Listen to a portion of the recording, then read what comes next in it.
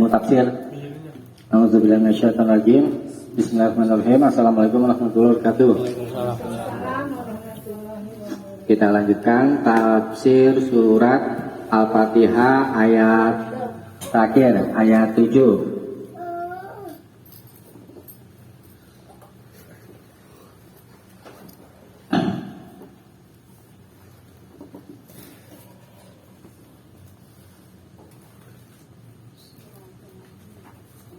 Pada hafal ya.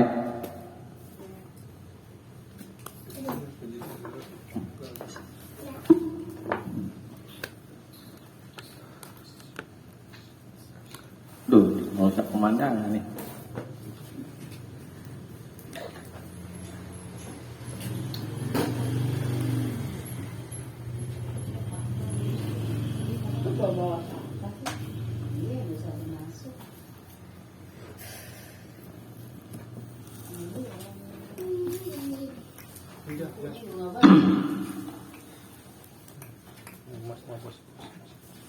Kami sore sama nunggu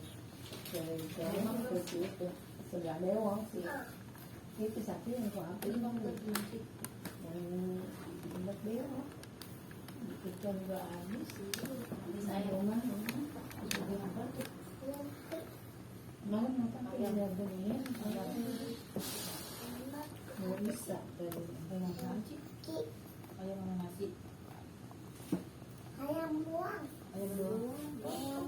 ayam makan kecamatan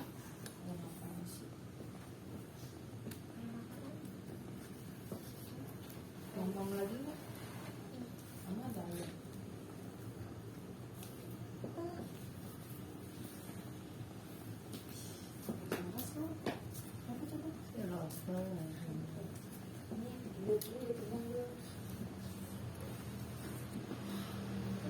Artinya satu-satu ya. Belajar bahasa Arab satu-satu kata mesti tahu artinya. Alhamdulillah minasyaitonir rajim. Syirat artinya apa ya kemarin? Jalan. Alladzina. Ini jamak. Emang kadang-kadang datin yang. Maksudnya orang-orang yang. Kalau alazi baru satu orang. Kalau alazi buat satu orang, seorang yang. Kadang-kadang cukup diartikan yang aja. Kalau alazina banyak orang-orang yang kata penghubung dia. Amta ta udah belajar nih domir ya. Artinya apa ya? Engkau an'am beri nikmat. Engkau sini siapa engkaunya? Engkaunya sini siapa? Allah. Allah asalnya apa? Atas atau di atas ya. Kita artikan yang pas di sini, engkau beri nikmat kepada ya, keluar dari arti asal ya. Kita sesuaikan dengan apa namanya zat bahasa Indonesia. Him alaihim ini belajar kan domir kan, mereka kepada mereka. Wiri jalan bukan pulang. Nanti gimana ada hasilnya? Mereka yang dimurkai. jalan Bukan. Bisa diartikan selain bisa diartikan tidak ya. Sini boleh diartikan bukan. Al-Maghdub yang bukan, yang dimurkai atau yang dibenci. Alaihim Alas, atas. Him, Semuanya. mereka.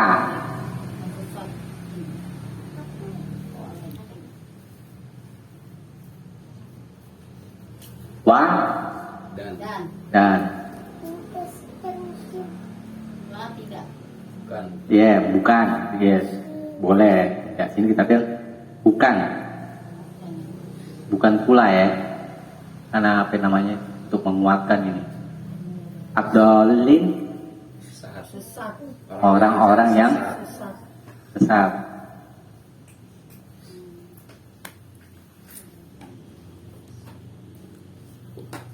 Ini yang sudah diartikan begini jadi mufradat, jadi kosakata, artinya kata-kata yang perlu diingat.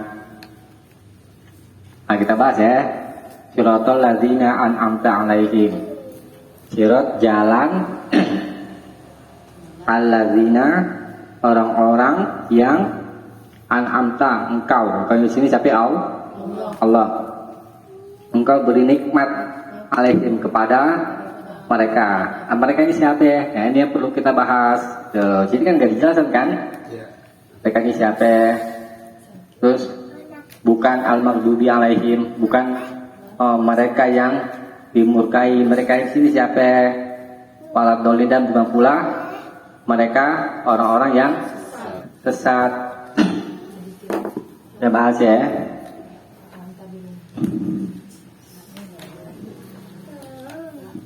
Jadi kita bahas dulu lafaz siratal ladzina an'amta 'alaihim. Ini masih ada hubungannya dengan kalimat sebelumnya. Kalimat sebelumnya itu kan ihdinas siratal mustaqim, ya kan? Tunjukilah kami ke jalan yang lurus. Jalan yang lurus itu apa? Ini yakni siratal ladzina an'amta 'alaihim, jalan orang-orang yang engkau telah beri nikmat kepada mereka. Saya bacakan dulu tafsir di surat tafsir Muyasar ini ya.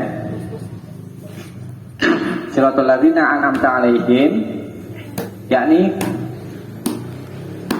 tariqul ladzina an'amta 'alaihim, jalan orang-orang yang engkau telah beri nikmat kepada mereka, minan nabiyyina, yaitu para nabi.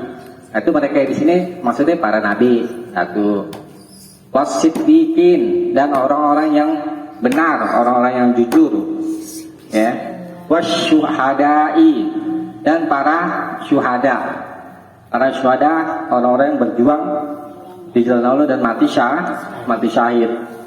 Wassolihin, dan orang-orang soleh. Tuh, mereka di sini maksudnya para nabi, kemudian orang-orang asyiddiqin, orang yang benar, orang jujur, dan para syuhada, kemudian orang-orang soleh. Nah, itulah jalan orang-orang yang Allah telah beri nikmat kepada mereka. Kenikmatannya berupa apa? Tuh. Ini kan baru sebutan orang-orang ya kan? Kenikmatannya fahum ahlul hidayati, karena mereka itu adalah ahlul hidayah, orang-orang yang mendapat hidayah. Tuh, satu kenikmatan itu adalah berupa hidayah. Kemudian wal istiqomati, dan keistiqomahan. Nah, itu kenikmatannya hidayah, kemudian istiqomah. Itu kenikmatan yang Allah berikan kepada tadi kita sebutkan tadi kan. Pertama apa ya? Pada nabi, al-siddiqin, ya kan? Syuhada, dan apa namanya? Orang-orang soleh. Wala taj'alna mimman salaka tariqal maghdubi alaihim. Ini membahas tentang lafaz ghairil maghdubi alaihim, bukan mereka yang dimurkai. Yakni kita berdoa di sini, wala taj'alna, janganlah engkau ya Allah jadikan kami mimman termasuk orang-orang yang salaka menempuh thoriqal maghdubi alaihim, jalan orang yang dimurkai. Siapa ini orang yang dimurkai? Ini kategori orang yang dimurkai ini. Alladzina ariful haqqa, yaitu orang-orang yang mengetahui kebenaran walam ya'malu bih. Itu orang-orang yang dimurkai. Tapi mereka tidak mengamalkannya. itu apa namanya? Yang kandungan dari makna orang-orang yang dimurkai. Kenapa mereka dimurkai? Karena mereka tahu kebenaran tapi nggak mau ngamalin. Tuh. Nah, para ahli tafsir bersepakat wahumul yahudu. Mereka itu adalah orang-orang Yahudi. Orang Yahudi tahu kebenaran Islam. Bahkan mereka mengetahui Nabi Muhammad itu seperti mengetahui anak sendiri. Ya, beda sama kita orang Islam, belum tentu tahu sejarah Nabi Muhammad SAW. Tapi kalau orang Yahudi itu tahu betul tentang siapa Muhammad, gitu kan? Mereka tahu kebenaran tapi tidak mau mengamalkan. Apakah orang-orang Yahudi doang yang dimurkai? Enggak. Wa man kana ala syakilatihim, dan orang-orang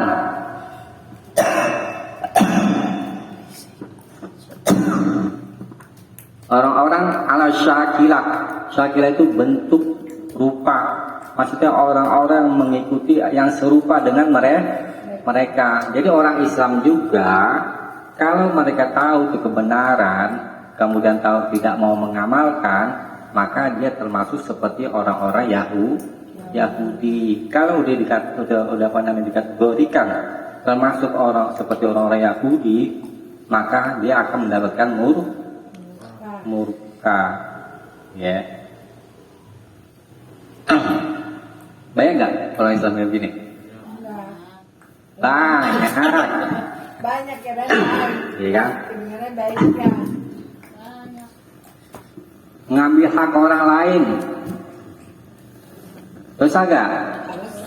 Semua tahu kan? Tahu, tapi dilakukan. Tapi kalau korupsi masih banyak aja ya. Tahu kebenaran, tapi tidak mau mengamalkan. Nah itu termasuk orang yang dimurkai oleh Allah. Ya. Kemudian waladhdallin, dan bukan orang-orang yang sesat. Waddallina, dan orang yang sesat. Wa humul ladzina lam yahtadu, mereka adalah orang-orang yang tidak mendapat petunjuk. Orang yang sesat itu orang-orang yang tidak mendapat petunjuk. Fadallut thariqah, karena itu mereka sesat di jalan. Wa humun nasara, dan mereka itu adalah orang-orang Nasrani. Kenapa orang Nasrani dikatakan sesat? Tadi kan tafsirannya mereka tidak mendapat petunjuk, lalu mereka sesat di jalan ya. Tidak dapat petunjuk di mana itu? Mereka menjadikan Isa Al-Masih sebagai Tuhan. Itu, ini kan?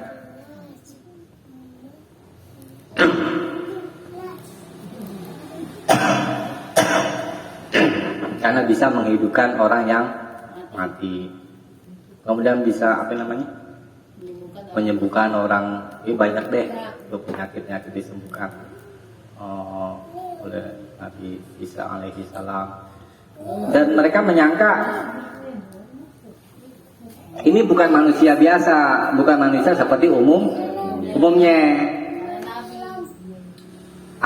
Sehingga mereka beranggapan ini adalah Tuhan.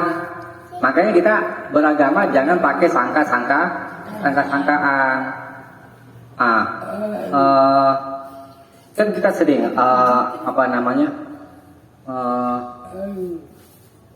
temukan lafaz-lafaz di dalam Al-Quran atau hadis atau di kalimat syahadat la ilaha illallah Muhammadur Rasulullah. Nah, kata-kata Muhammadur Rasulullah ini menetapkan bahwa Muhammad itu adalah Rasulullah, utusan Allah, bukan Tuhan, bukan malaikat dan lain-lain. Nabi saya juga sebenarnya ditetapkan seperti itu. Nah, ya kan? Oleh karena itu kita jadikan Muhammad adalah sebagai seorang Rasul. Tuh. Apa yang mujizat Nabi Muhammad? Al-Quran. Selain ini, membelah bulan. Nah, ini manusia biasa nggak bisa kan? Nah, tapi orang Islam, kaum muslimin mendapat bimbingan, gitu kan? Mendapat petunjuk sehingga tidak menganggap Nabi Muhammad sebagai Tuhan. Kita pinjam juga ada seperti itu. Waktu itu kawan apa sih Denny juga dia kirimkan tuh ayat di dalam surat Injil. Bisa katakan sembahlah Tuhan yang satu. Nah, itu. Jadi Nabi Isa sendiri itu tidak mengakui dirinya sebagai Tuhan. Nanti Nabi Isa di akhirat itu diminta pertanggungjawaban sama Allah. Apakah kamu mengatakan kepada orang-orang bahwa kamu adalah Tuhan di sidang sama Allah. Nah, itulah kesesatan orang Nasrani.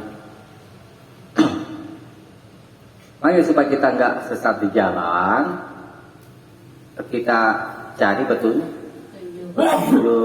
mau ke surga. Gak mungkin kita sampai ke surga tanpa petunjuk. Orang ditanya satu-satu manusia mau nggak masuk surga? Mau, tapi mau menempuhnya nggak mau.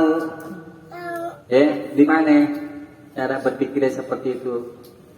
Bahkan malah menjauh dari petunjuk Allah, ya kan?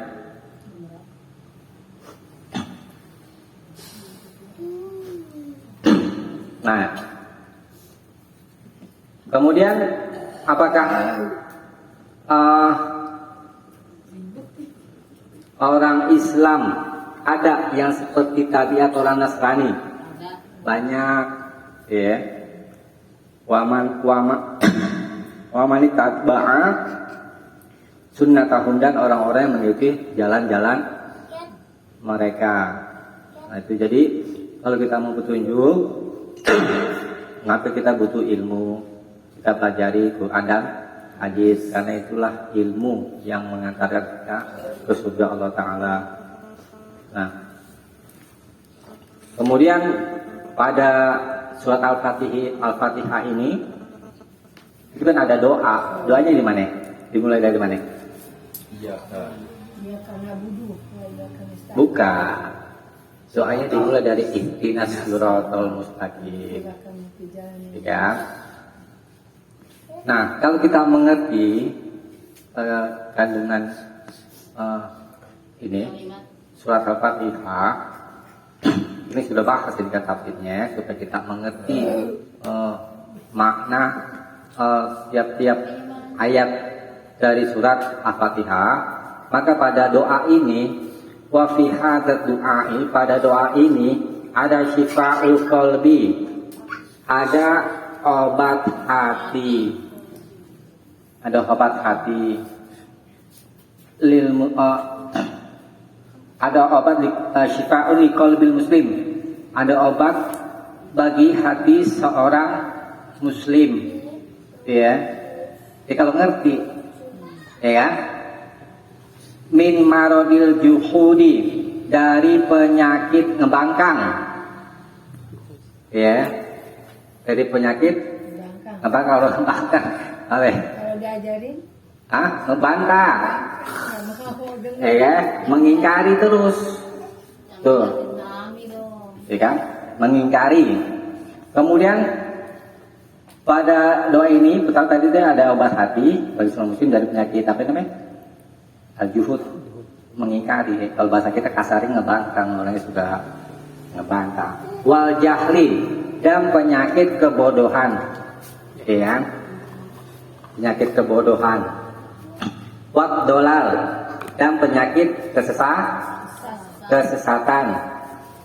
Nah, itu semua penyakit-penyakit yang mesti hilang dari diri kita sebagai seorang muslim. Ya. Kemudian wadalalatun, dan pada doa ini ada dalalah, ada dalil, ada petunjuk ala anna a'zama nikmatin, bahwa nikmat yang paling besar alal itlaq, secara mutlak, ia nikmatul Islam, yaitu nikmat itu nikmat Islam, itu nikmat yang paling besar secara mutlak. Ya, banyak kan nikmat yang paling besar jadi orang kaya. Bos? Ya, memang begitu.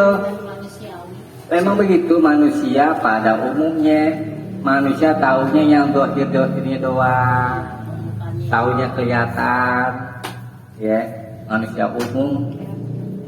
Bahkan ada orang di zaman Nabi Musa, Korun, tahu kan Korun? Siapa Korun? Orang kafir, orang kaya. Saudaranya Nabi Musa itu, orang kaya pada zaman Nabi Musa. Orang bodoh mengatakan alangkah baiknya si Korun. Ngeliat apa itu? Ngeliat dohiril kekayaannya. Memang begitu manusia. Taunya yang kelihatan doang. Apa akhirnya di ujung ceritanya? Hartanya ditenggelamkan, dibenamkan ke dalam bumi. Nah, kita jangan seperti itu. Jadi kita tidak menafikan bahwa kita butuh yang namanya materi. Tapi jangan kita tertipu dengan apa namanya sialnya dunia, ya. Dunia. Sebenarnya ya, sampai tertipu. Dan kita bukan berarti nggak boleh jadi orang kaya, boleh, silakan jadi orang kaya, cuma harus taat Allah. Ya kan, lo takutkan jadi orang kaya, taat Allah, jadi dermawan, ya kan. Padahal bicara kekayaannya, orang tahu menikmati kekayaan aja kan di dunia. Itu nanti harta kekayaan itu di akhirat, kalau dia nggak pandai bersedekah, nggak pandai memberikan hak orang-orang yang punya hak, itu nanti di akhirat orang-orang yang seperti itu hisabnya itu 500 tahun setelah orang-orang fakir selesai. Orang-orang fakir sudah selesai dihisab. Ini orang-orang kaya masih belum selesai. 500 tahun. Kalau hitungan akhirat setengah hari. Kalau hitungan kita di dunia 500 tahun tuh orang kaya tuh. Yang tidak amanah. Ya, berat. Sampai bilang jadi orang kaya itu nggak berat, tanggung jawabnya berat. Yang paling banyak masuk surga itu orang-orang fakir. Orang fakir. Dan memang mereka gak banyak yang diminta pertanggungjawabannya. Tuh, paling banyak masuk neraka. Kaum wanita. Kaum wanita. Tapi di hadis juga ada juga yang paling banyak masuk surga juga wanita juga. Nih, di neraka yang paling baik wanita. Di surga yang paling banyak wanita juga. Tergantung amal, tergantung rahmat dari Allah. Enggak. Jadi tiap-tiap satu orang yang masuk surga, ya, itu diberi bidadari 2. Surga tuh tak? Iya, bidadari dunia. Iya kan? 2. 1 banding 2. Bayangkan mana? Enggak, banyakkan 2 berarti banyakkan wanita kan? Berarti masuk surga banyak kan namanya? Wanita. Wanita. Yang banyak masuk neraka juga wanita. Artinya apa? Penciptaan wanita lebih banyak daripada laki-laki. Kayak 4 nih. Ya. Baik, kembali ke pembahasan. Jadi nikmat yang paling besar yaitu kita nikmat Islam. Maka kita mantapkan baik-baik keislaman kita, ya kan? Mumpung masih diberi kesempatan hidup, ya kan?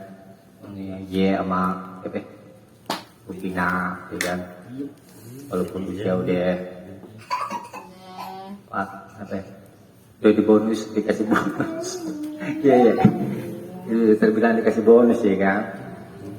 Tapi masih semangat mengaji.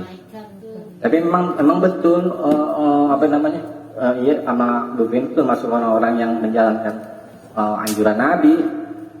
Kata Nabi itu kalau orang udah tua, katakan ada usia 40 itu kan, sibukin ibadah gitu ya, jangan mikirin dunia terus nggak ada habis-habisnya. Yang mikirin kagak kepikiran. Iya. Ya, maksudnya diseimbangkan gitu ya kan.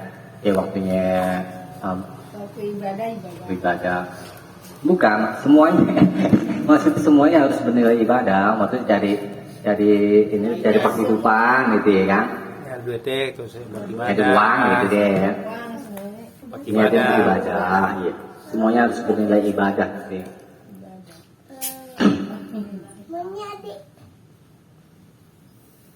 sabar dalam rumah tangga.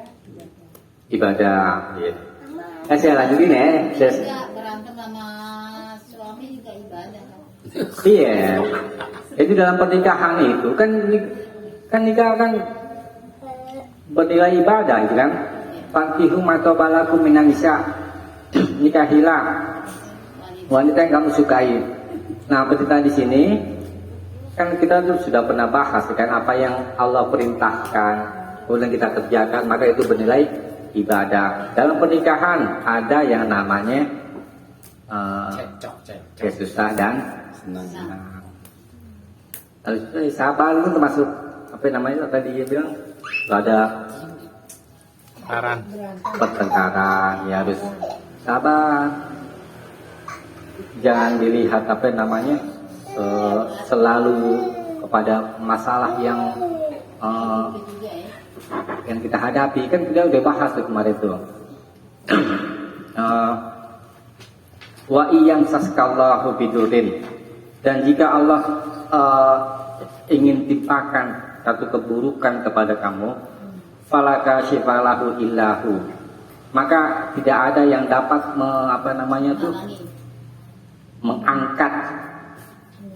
mengangkat musibah itu illahu, kecuali dia. Dari Allah. Iya, kecuali Allah. Nah, di akhir ayat itu Allah katakan wa huwal ghafurur rahim, wa huwal ghafur, dan dialah yang maha pengampun. Dari situ kita bisa ambil isyarat dari kata al-ghafur ini, musibah yang menimpa kita itu dengan sebab dosa. Iya. Kemudian kita disuruh sama Allah mohon ampun.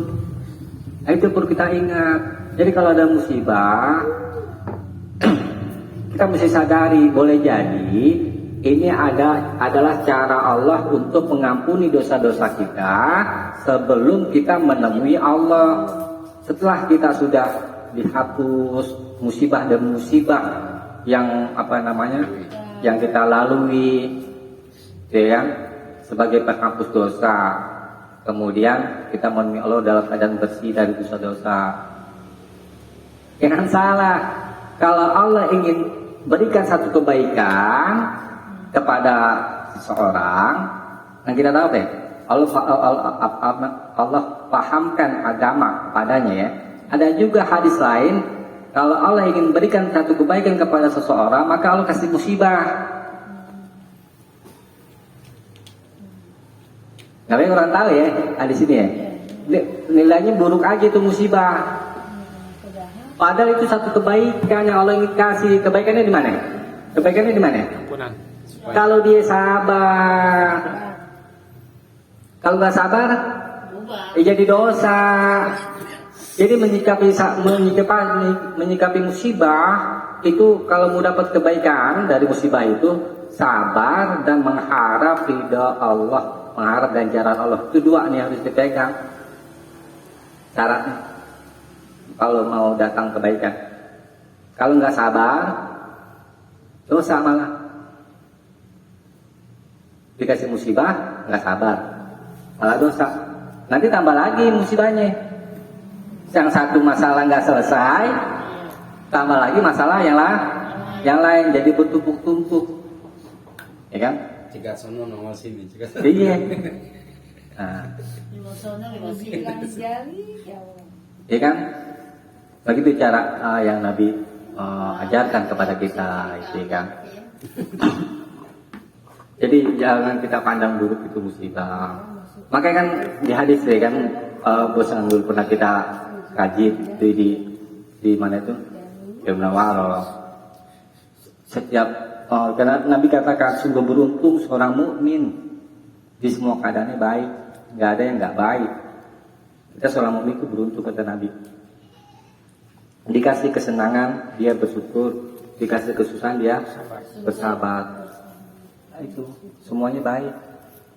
Nah, kalau kita merasa itu dia menjadi baik, berarti ada yang salah dari dalam sudut pandang kita. Atau boleh jadi kita belum banyak mengetahui rahasia-rahasia di balik musibah ini, dia begitu. Apa yang namanya? Sabar tanpa batas deh. Ya memang berat ya, masing-masing semua juga mendapat ujian sesuai dengan keimanan kita masing-masing.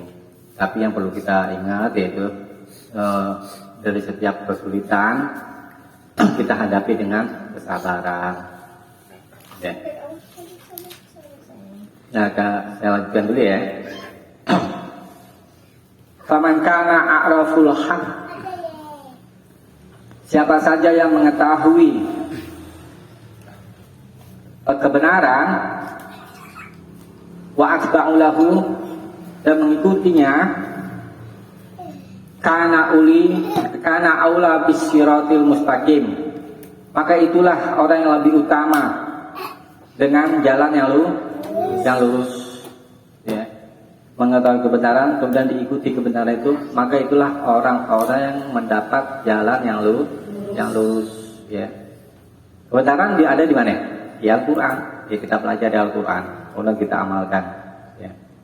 Walau ibadah, tidak ada keraguan anna ashab Rasulullah sallallahu alaihi wasallam hum aulan nasi bidzalik ba'dal anbiya'i alaihi salam. Tidak ada keraguan bahwa sahabat-sahabat Rasulullah sallallahu alaihi wasallam adalah orang yang manusia paling utama dengan itu, ba'dal anbiya'i, setelah para nabi alaihi salam. Fadalat ayatu ala fadlihim, dan ayat menunjukkan kepada keutamaan mereka. Wa azimi manzilatihim, dan keagungan kedudukan mereka. Maka kita kalau sebut nama sahabat, biasa tuh di hadis-hadis tuh an Abi Hurairah radhiyallahu anhum. Itu doa buat mereka, doa buat para sahabat. Semoga Allah meridai mereka, ya, meridainya, ya. Radhiyallahu anhum. Nah, ini bacaan amin. Di surat di tafsir Al-Azhar ini dikatakan wa yustahabbu lil qari, dan disunahkan bagi pembaca, yakni pembaca surat Al-Fatihah, ayakula, membaca ba'da qiraatul Fatihah, setelah pembacaan Al-Fatihah, dengan amin. Jadi kalau menurut penulis tafsir Al-Azhar, habis baca Al-Fatihah membaca amin hukumnya sunnah. Dulu pernah kita bahas di kitab Bulughul Maram, kalau di dalam sholat, insya Allah pendapat yang lebih kuat hukumnya wajib membaca amin ketika imam jahar, maka makmum baca amin bersama imam, hukumnya wajib. Nah, kalau di luar sholat ya boleh, karena di luar sholat tidak ada tuntutan. Misalnya ini pendapat yang lebih tengah-tengah, ya, mendekati kebenaran. Dan maknanya, makna amin. Wa maknaha Allahumma istajib. Ya Allah, kabulkanlah. Itu makna amin. Allahumma istajib. Ya Allah, kabulkanlah. Atau ada yang disingkat juga istajib, langsung gitu aja. Nah, amin walaysat ayatun min suratil Fatihah bittifaqil ulama. Lafaz amin itu bukan termasuk surat Al-Fatihah. Walihada ajma'u ala adami kitabiha fil masahib. Dan oleh karena itu mereka para ulama bersepakat tidak ada penulisannya di dalam mushaf. Baik, dia nggak ada ya, karena dia tidak termasuk surat Al-Fatihah. Jadi bukan bacanya baca doa bukan apa? Bukan baca alhamdulillah. Ya, kalau Dibahas lah, alhamdulillah.